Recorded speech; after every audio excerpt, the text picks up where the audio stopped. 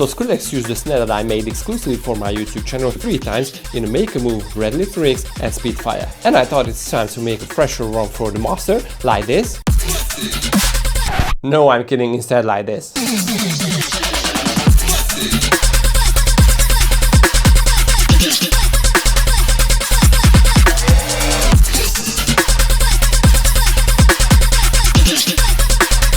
I give out these snares for free, but for the project you need to go to my Patreon, where you can find my preset pack called Neural Blade, but right now let's jump into it.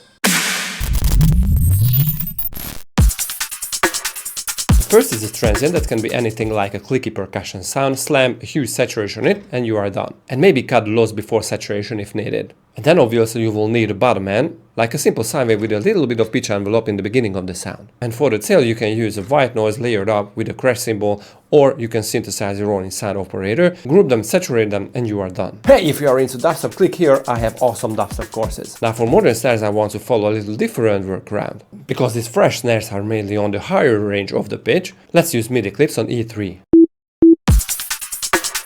Now the basic sound source should be a sine wave, but set the decay to about 800 milliseconds. And let's crank up the chords even higher, so about 3. But don't worry, we are going to mess this up with additional operators. But before we go forward, we will need to set the rootings. In the initial routing, every operator modulates the one before it. I don't want to do that. Instead, I just want to have operator B, C and D modulate operator A separately. So for that, use this routing. Now we can work on the transient. Regularly you will need a clicky kind of percussion sound, but we can do the same thing using FM. And for that we need to pull back the decay to about 40 milliseconds. And crank up the level. So right now we are having a little bit of click. This is the part where we mess up the whole thing using operator C. So a simple sine on -22 and a chorus on 0.5. You can hear we are having a little bit of chaos, but let's emphasize this even more with the fine. And that's really cool for a percussion-y modern sound of snare. And finally let's use the white noise, -32. So this is the main setup. I want to have a little more movement on the pitch of the operators, but only on the modulators. So let's use a saw down on sync, and we need to be really fast. The amount is fine at around 24. Probably you barely hear it, but with this we are creating a little more chaos inside the sound. Because acoustic instruments always have this random kind of stuff. Okay, here comes the most important thing. A high pass filter at around 1.8 kHz. And the point of this is to filter the tail with a nice transition between the bottom and the tail. So set the decay to about 100 milliseconds and the envelope to -100. So with this on the beginning of the sound we're killing the high pass filter, but after 100 milliseconds we go up and filter everything to 1.8K. But don't be lazy and just add a little bit of dry to it. So it already sounds cool, but we need more process. First of all, on EQ8, a little bit of boost on the highs, because we are still dealing with huge low end. Let's drop a very drastic high cut at 2.300 Hz.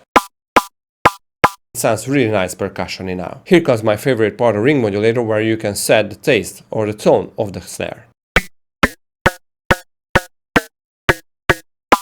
But after ring modulation or frequency shifting, we always need another EQ to clean up the mess. Again, a drastic high cut, but let's go higher this time, because the ring modulator just created a little higher pitch. It sounds cool, but it misses some mids, so let's boost this interest. And I'm dropping a glue compressor to emphasize the transient. So kind of drastic compression with the threshold and ratio up to the maximum, and set the attack to 3 milliseconds. A reverb to add the snare a little space, so it should not be very loud. But cut the lows and leave the highs on the reverberation. And finally a saturator with the soft clip and like crank it up to the ceiling. And here comes the crazy fun part. If you want to make this instrument very usable, let's group the whole thing and add a few macros. Ctrl or Command A and then Ctrl or Command G. Click this icon and let's map level C to macro 1. Let's call this mids. And also the level of the noise. To make the sound metallic or more acoustic, let's map operator A course to macro 3. Let's call this metal. For the transient we will have to map course B. And finally the cutoff of the second EQ to macro 5 and the reverb drive add to macro 6. If you open the snapshots, by playing with the random, you can create new variations. This is how I was able to come up with these.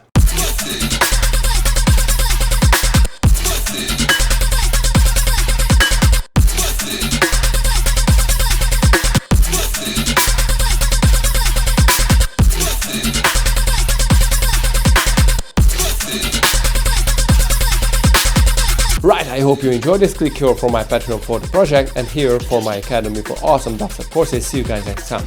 Peace.